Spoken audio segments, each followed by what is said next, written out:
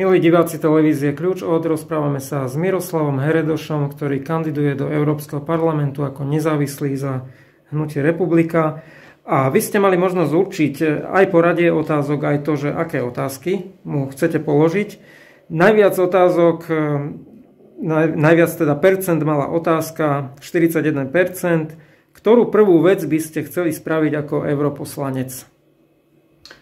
Chcel by som otvoriť z úrovne europoslanca a z toho mandátu, ktorý má na Slovensku, otázku návratu Slovenskej republiky ku vlastnej korune, čiže návrat k vlastnej mene, obnovenie činnosti Národnej banky Slovenska, obnova menovej politiky, ktorú sme odovzdali do ECB, do Frankfurtu, a celkovo otvorenie a nastolenie verejnej žiadosti, verejnej túžby množstva ľudí.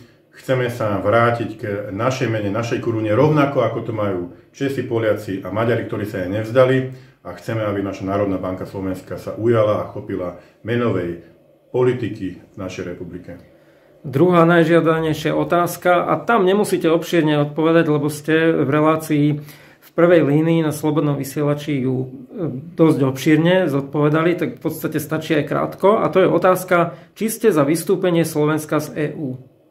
Som za vystúpenie Slovenskej republiky z Európskej únii.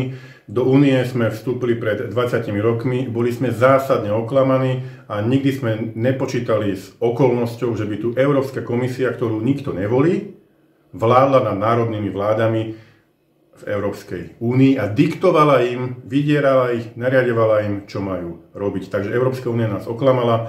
Som za vystúpenie, pretože sú nové podmienky. Po 20 rokoch sme otvorili oči a jasne vidíme, kto je to Európska komisia. Tretia otázka mala 16%.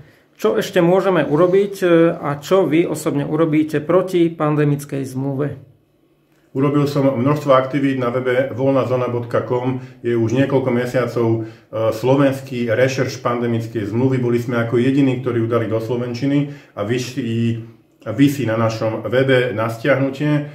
Dali sme vonku informáciu o tom, o čom táto zmluva je, že je veľmi nebezpečná a my musíme urobiť vo VHO následovné. Náš zástupca vo Svetovom zdravotníckom zhromaždení musí hlasovať v odpore voči tejto zmluve, musí odmietnúť, a následne aj naša Národná rada, keby sa schválila vo VHO, musí túto zmluvu odmietnúť a nesmie ju ratifikovať. Je to zmluva, ktorá obmedzuje národné štáty, národné vlády a chce vytvoriť z riaditeľa VHO zdravotníckeho diktátora.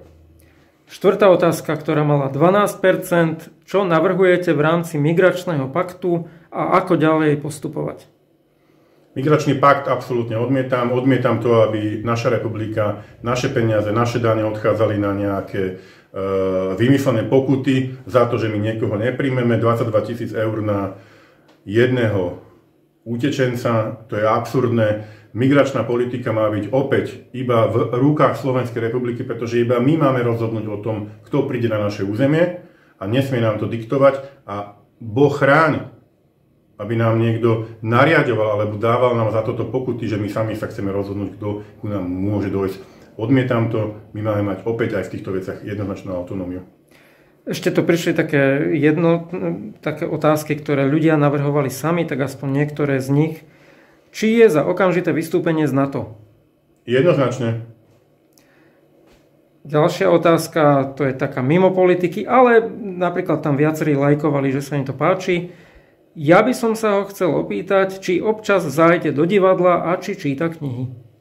Jednoznačne, keď si pozriete môj Facebook, Miro Heredoš, tak tam uvidíte množstvo videí, ktoré natáčam u mňa v obývačke, a za mnou je veľká knižnica, kde je množstvo kníh, takže čítam, zaujímam sa o históriu, o vojnu, o naše národné dejiny. To je základ takého osobnostného rozhľadu, takže áno. Do divadla až tak nechodím, pretože máme dve malé detičky a zatiaľ nemôžeme chodiť v takej intenzite, ako by sme chceli.